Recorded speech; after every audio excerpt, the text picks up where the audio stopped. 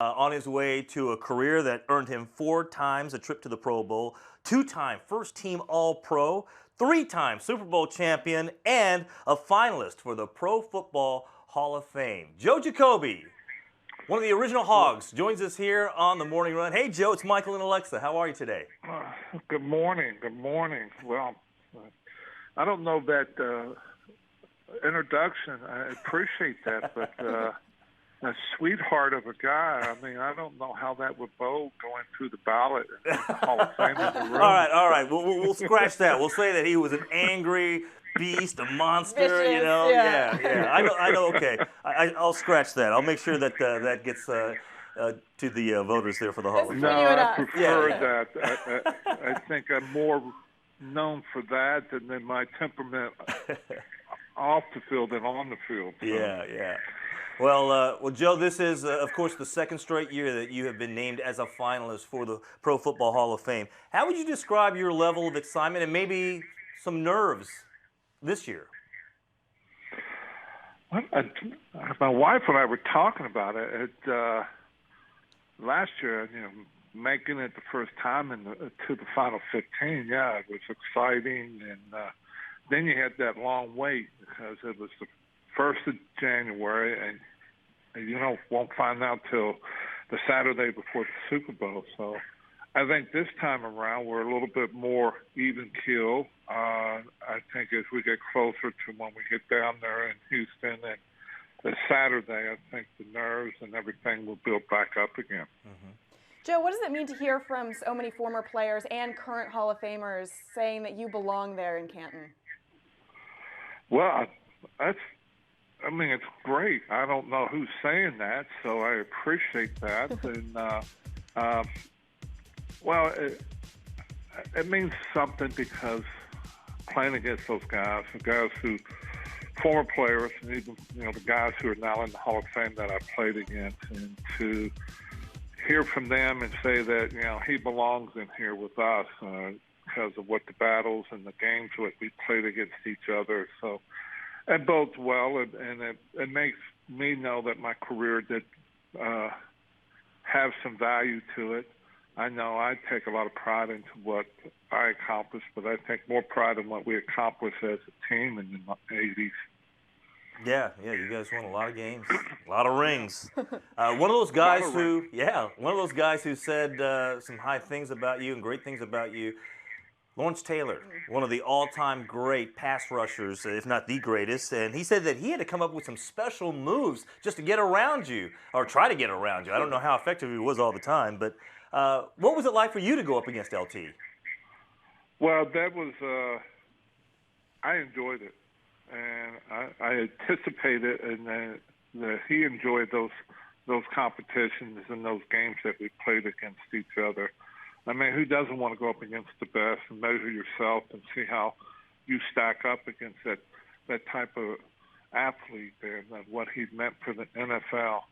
And, I enjoyed my competition with LT, getting ready for him. To get with the speed, I would do my pass set without contact to work against our wide receivers.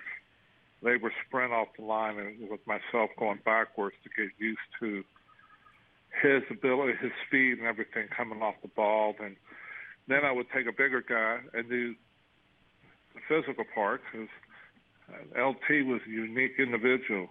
Besides his speed, he's also a very physical and very strong individual. So you do prepare for one aspect of him. You have it all around to get ready for what he was going to bring to the table. Joe, when you think about your playing days, and I know you watch a lot of games now, and I saw you at the Redskins playoff game last year on the sidelines, what do you miss most about when you were suiting up with the burgundy and gold? Well, I enjoyed my time playing. I do not miss the physical aspect of it and the pounding and the hitting. I think the one thing I do miss, and I think a lot of guys when they're retired and away from it, is the guys, your teammates, the locker room, hanging around, and that kind of atmosphere. You don't get that anywhere else. Yeah, you do have the water cooler or whatever in office and stuff, but it's just something about hanging around other guys in the locker room and being, I guess, boys. We don't want to grow up, and you miss that. And I miss hanging around, seeing the guys every day. We don't see each other like we did when we were together, but we hear from each other once every couple weeks or every couple months and catch up and see how everybody's doing. You know what, Joe? I don't know if I've ever asked you about this. Hopefully you can give us a little insight. When I first started covering the Washington Redskins at old Redskins Park, they had this shed right by one of the gates. And practice would end right around 5 o'clock. And so the media comes out. We're ready to interview players. And one by one, these hulking offensive linemen, the Hogs, would go into this shed. And they would disappear for about 15, 20 minutes. And then one by one, they would all come out. Mm-hmm. I found out they used to call it the 5 o'clock club. I believe there were some beverages back there. Can you tell us a little bit more about what went on inside that woodshed? Well, it was just not offensive linemen. I mean, there was other people going in and out. But, yeah, some of the offensive linemen were in there. And it was just a place that guys can go in. It's not a local restaurant or there where, you can have a drink. But here we can go and have a drink, and we can speak what's on our minds, and there's not people around us overhearing. And it was sort of more of a therapy session.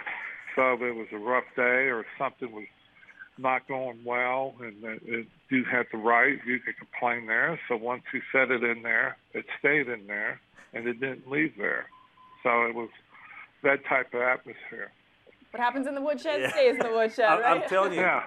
I'm telling you, this thing was tiny, and you would see these big guys, like Joe, 6'6", 300 pounds, and seeing them all walk in there, I'm thinking, how do they all fit? Yeah. And then I found out Very nice. There was a lot of bonding going on. Yeah, to say the least. You know what? It's interesting, Joe. Legend has it that Joe Gibbs, your former head coach there with the Redskins, when he first saw you, he thought that you would have made a great defensive tackle. How would you have done if you would have played on that side of the ball? Wow. I don't know. I mean, I think that story has evolved over the years. What originally took place is when I first met Joe coming up here after the draft the second day, and he's meeting with all the different free agents. So somebody had informed him that the next person he was speaking with was a defensive lineman from Louisville, when actually I've never played defense since high school, my sophomore year in high school. I've always been an offensive lineman, so he went with it, told me how my opportunities and what I could do as playing the defensive tackle and everything, and didn't correct him and signed a 2-year contract. Now, as far as me playing there, I think I would have adapted. Would I have been as effective as I was an offensive lineman? Probably not. Joe, I'm a big Redskins fan, so it's an honor to have you here on the show and to talk with you, and also to get your insight into the team this season and what they've been able to do. What do you think they need to do to get over the hump, get into the playoffs next year? Wow, that's a loaded question. I know. Well, one thing, I mean, they're losing. Well, they fired the defensive coordinator, and the offensive coordinator now is the head coach of the Rams. That's hard to believe. 30 years old, and he's a head football coach of the Los Angeles Rams in the National Football League. Very bright individual, done some great things. They got to replace those. And then they just got to keep building on what they built here in the last 2 years. Yeah, it was disappointing this year that they did not finish it like they did the year before. So they need to find what that missing piece was and get it back. I think that some players will be moving around like they typically do, where they still have the same 2 wideouts, Jackson and Orzon. I mean, only time will tell. I think the quarterback situation gets so blown out of proportion. I think, is he a great quarterback? Not yet. I think it's still a work in progress. I think he's better than what they out there on the market, as Houston found out with Osweiler and other guys that signed these guys that had 6 or 7 great games and signed them to these big contracts. Redskins have been very diligent It's what they've been doing with that. I think Kirk has proven himself. He still makes mistakes, but I think in the long term he's going to be a great quarterback. So they do that, continue building on the offensive line, find a running back that can hang on to the football. But the main concern's on defense. They're going to get some bodies up front. They're going to get a premier rush defensive end. And the secondary came on, but if you don't have the rush, you can't cover them all day. So. Well, we'll see what happens there for the Redskins moving forward. Joe, before we let you go, I don't know if you realize, if you go in this year, you will be the 20th member of the Washington Redskins franchise to be a member of the Pro Football Hall of Fame. What would that mean to you? Well, I think personally it would be a crowning achievement for the career and all that. I think it'd be another feather in the Redskins organization, and showing the talent and ability of the players that come through and what they do for the organization and how well they have played. But to be included amongst the other 19 guys, and there's some great ones that are in the Hall of Fame, to be one with them, it would be an outstanding thing. All right, well, Joe, I don't think it's a question of if, it's when. Mm-hmm. Whether it's this year or down the road here, I have a feeling you are going to have a place there at the Hall of Fame in Canton, Ohio. And so we look forward to that. And I hope it's this year for you, man. Well, thank you, and then I do too. All right.